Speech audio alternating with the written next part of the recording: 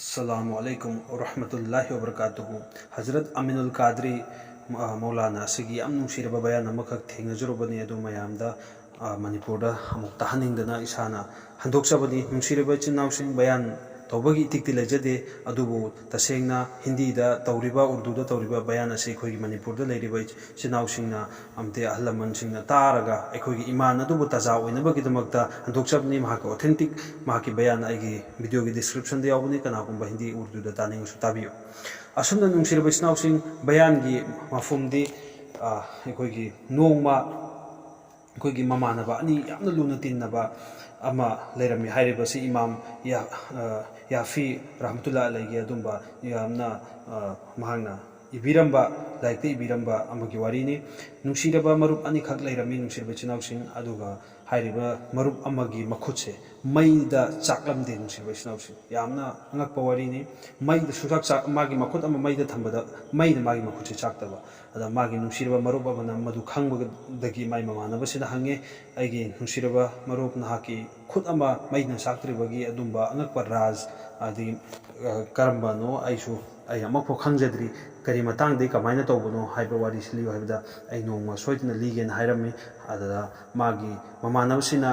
मरुप हाइबदु कइनो मरुप अमना मरुप अमदगी खंगबा अरोटबु थमनरगदी असेंग मरुप हाइबदु ओरिब्राइना कन्ना हाइबदगी मागना होय तारोय तावai लीरगे हाइदना सिगी वारी से माकी मरुप अदुना मागी नुंसिरबा मरुप अमदा लीरकपगी वारी नुंसिरबा चिनाउसिंग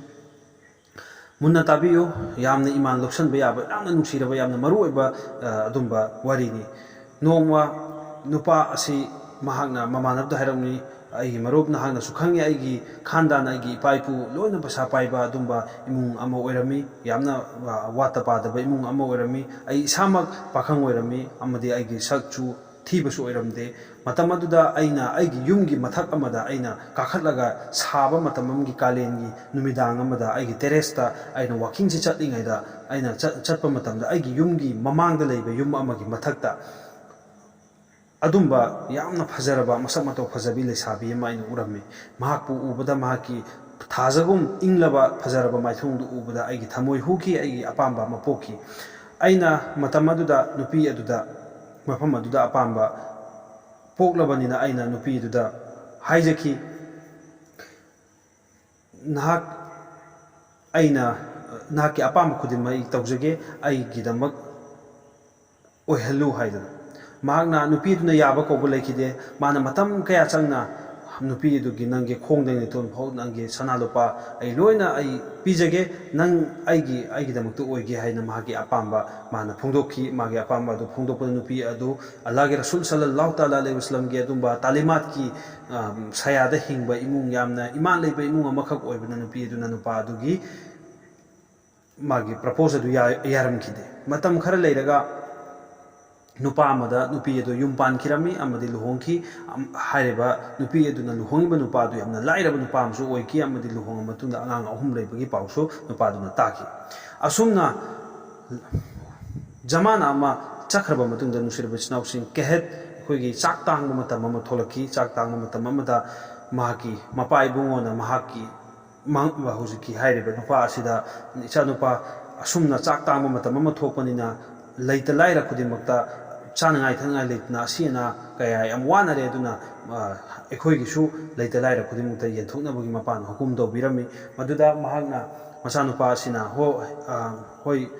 पाबुंग आई सोइदना तौजके हाइदना अदुमाइना महाकी मनाई मसेन हाइतारे मागी लैरिबा मयाम असि तौरगा माना अनाज चानबा थकनबा उहै उहै अमदि चेंग चाक लोइना मथंग मथंग लैता लाइरा मयामसि येंथोकपा हौरक्लमी मतम अदुदा लाइन द लेपगा मथंग मथंग येंगपदा माना मतम कुइरबगी ममांगदा महागना प्रपोज तौखिबा अदुंबा माना याहनबगिदा मागी अपांबा फोंदोकनुबा नुपी अदो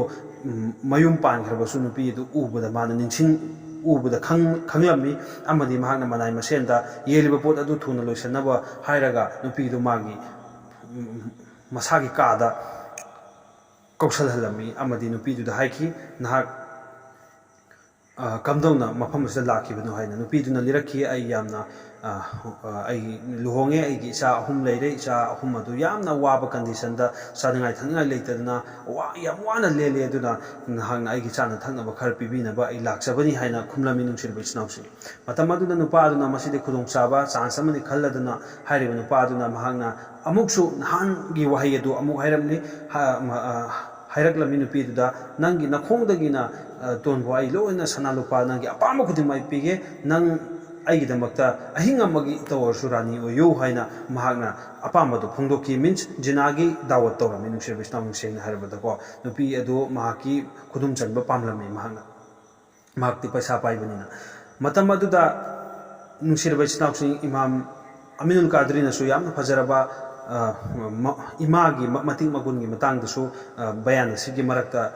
ꯊꯝꯃꯤ ꯑꯩꯁꯨ ꯑꯗꯨꯝ ꯊꯝꯖꯒꯦ ꯍꯥꯏꯔꯤꯕꯁꯤꯗ ꯃꯃꯥ ꯑꯁꯤ ꯃꯥꯒꯤ ꯃꯆꯥ ꯑꯍꯨꯝ ꯁꯤꯕꯒꯤ ꯀꯟꯗꯤꯁꯟꯗ ꯂꯥꯛꯑꯕꯅꯤ ꯆꯥꯅꯤꯡꯉꯥꯏ ꯊꯛꯅꯤꯡꯉꯥꯏ ꯂꯩꯇꯗꯅ ꯍꯥꯏꯔꯤꯕꯗꯨꯗ ꯁꯣꯝꯗꯅ ꯃꯆꯥ ꯑꯍꯨꯝ ꯁꯤꯕꯒꯤ ꯇꯥꯂꯛꯇ ꯂꯩꯕꯒꯤ ꯑꯋꯥꯕ ꯐꯣꯡꯗꯣꯛꯏ ꯑꯁꯣꯝꯗꯅ ꯖꯤꯅꯥꯒꯤ ꯗꯥꯋꯠ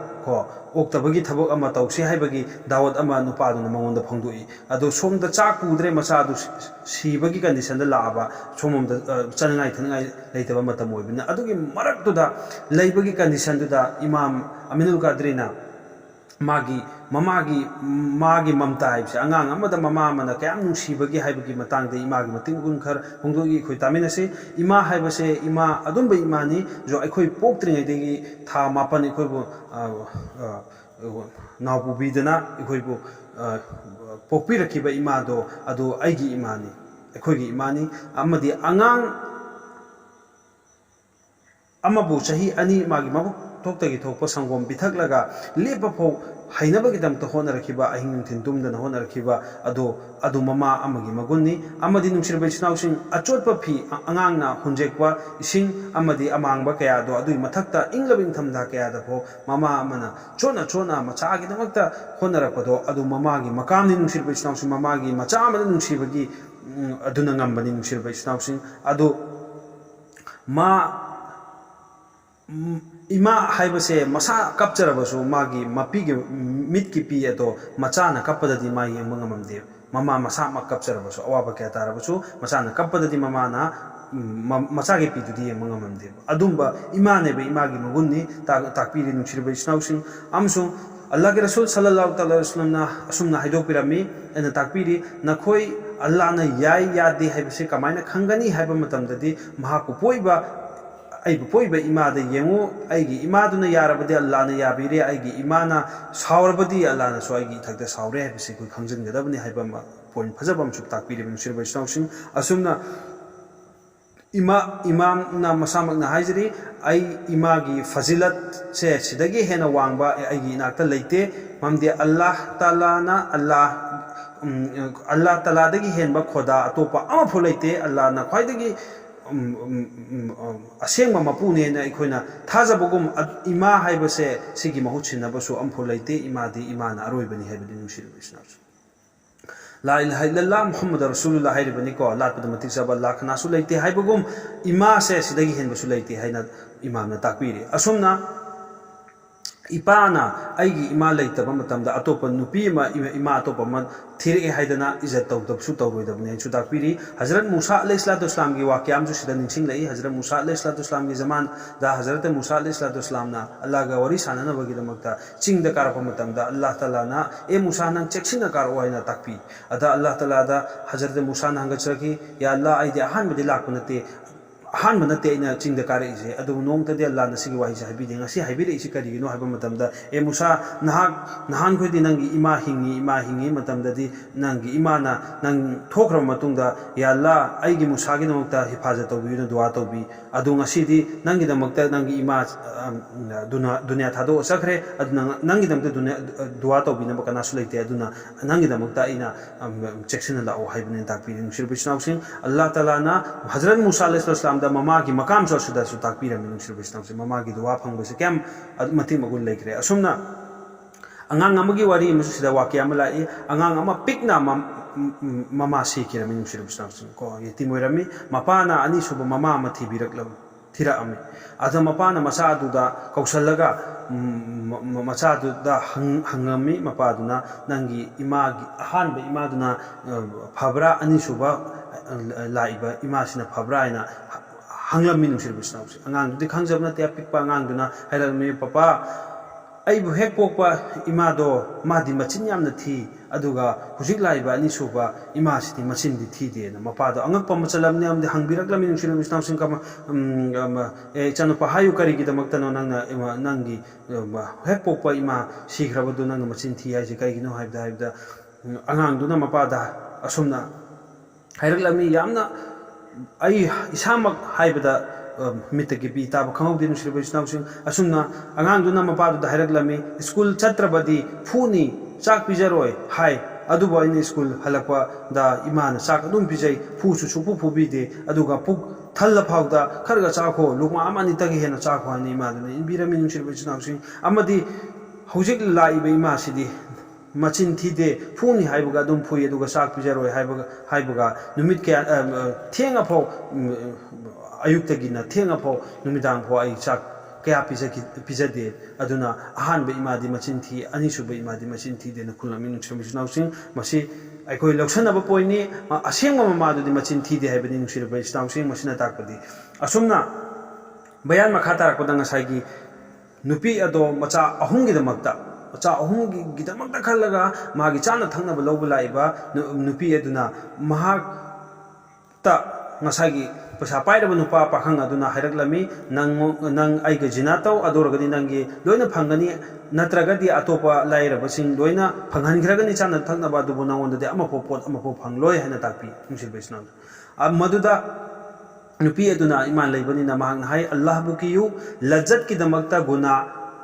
थादो लज्जत की दमक्ता दुनिया गुना थादो लज्जत ति लेहौगनी अदुगा लज्जत ति चटकिनी अदुगा गुना दे लेहौगनी ताकपी मीन्स सिगी याम फजबा मीनिंग से हिंदी दा सुमना हाय लज्जत के लिए गुना छोड़ दो लज्जत चले जाएगी गुना रह जाएगा नुसिरबा इचनाउसिंग की मीनिंग दी अपाम्बा अमगिदमक्ता गुना तौगनु अपाम्बदुदी लोइखिगनी अदुगा नंगी गुनादुदी लेहौरगनी हाइबनी नुसिरबा इचनाउसिंग याम फजबा वाहिनी असुमना नुपीदुना हाइरगा अमुक हनखिरमी अदुबु मचासिंगी अदुम वारबा सफम अदु येंबा ngamdabna amukso halaki asumna nupadna mo haike nang aigi apamba thungalo nangi apamba khudima ina bini haibadagi amuk hanki amuk halakpa sumain tawda ahumlak suba nungsirba isnausing mana masasing manaka saluba matamda masasing duna mo hairaglimi ema aikhoi ngakchi melaga harke hatopigro aikhoi sumaina thambiranu haibadagi mama aduna mayum aduda khangrami ai नुपा अदुगा आई जिना तौरगे मरी लेनरगे अदुगा आई कोना अल्लाह तोबा तौरगे खलगा नुपी अदु लाकलमी नुसिरबा इचनाउसिं नुपा पाखंग अदुई मनाक्ता पैसा पाइबा पाखंग अदुगी मनाक्ता नुसिरबा इचनाउसिं अदुबो अल्लाह के रसूल की फरमानी नुसिरबा इचनाउसिं अल्लाह की रगा गुना थादोकलबदी अदुम्बा जगादगी अल्लाह ताला ना रोजी पीगनी जो अइना बो लांबा खनबा ngамदबा मफमदगी रोजी अदा पीगनी नुसिरबा इचनाउसिं अमोहन मुना ताबियो अल्लाह के रसूल की फरमानी अल्लाह बुकीरगा गुना से थादोकलबदी अदुम्बा मफमदगी अल्लाह ताला ना इखोइगी दमक्ता रोजी पीबीगनी जो अइना बो खनबा लांबा फंगदबा मफमदे अल्लाह ताला रिजक पीबीगनी रोजी रोटी पीबीगनी हारि नुसिरबा इचनाउसिं असुमना नुपी अदुना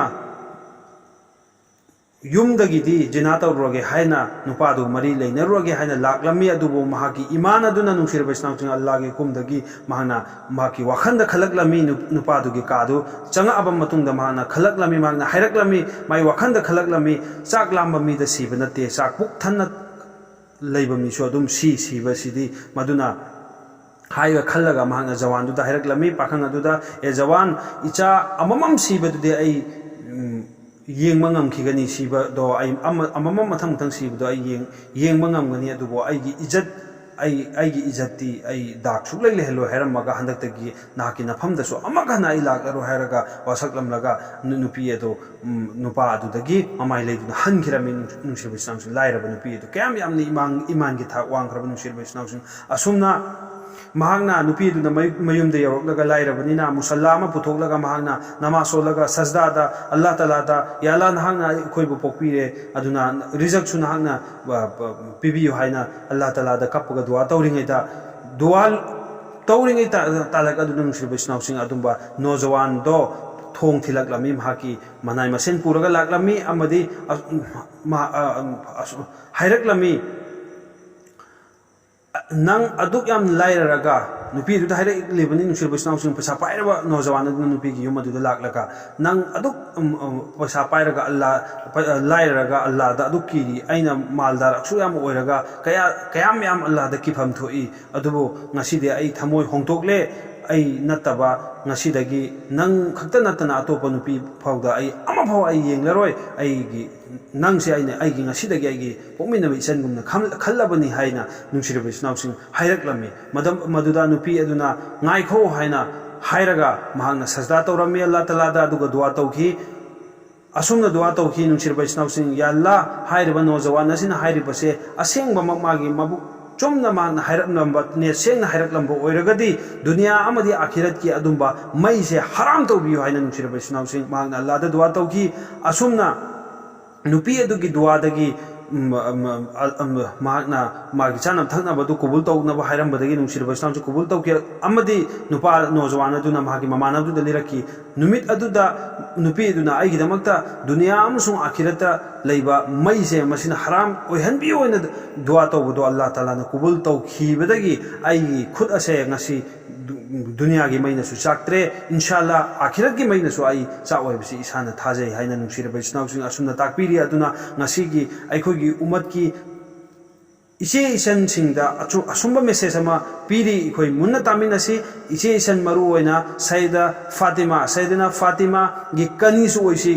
इखोई मुन्ना बयान तारिबा अमदी इचे इसन दनि आई सामकनासु रिक्वेस्ट तौजरी सैयदना फातिमा इबुंग रसूलुल्लाह सल्लल्लाहु ताला अलैहि वसल्लम गे दुंबा मचानुपी गी कनीसु ओइसी इखोई हजरते आयशा इमा आयशा अदुंबा गी कनीसु ओइसी इखोई किरदार उम्मे सलमा की दो इखोई हिंगना बहोनसी किरदार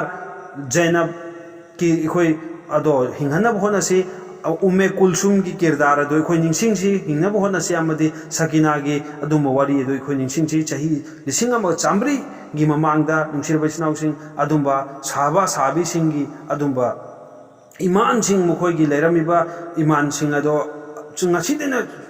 चलंगाई थंगाई लेतबा यामना वारा टाइमिंग दबो मोगी ईमान की हालत अदुमाइना लेरमी अदुबो ngasiगी इचे इसन सिंग इखोई मोबाइल थादोक्सी इंटरनेट ता फत्ता येंगोइदबा अदुंबा नंगा ओइबा नेकेट की पिक्चर क्या येंगिबा इखोई थादोक्सी इंशाल्लाह हाइरिबा इदगी हौरगा तारिबा इखोई फुदिमो सुंबसे थादोक्सी अमदी मौत की फरिश्ता लालगा नंगी दुनिया की मतम लोरे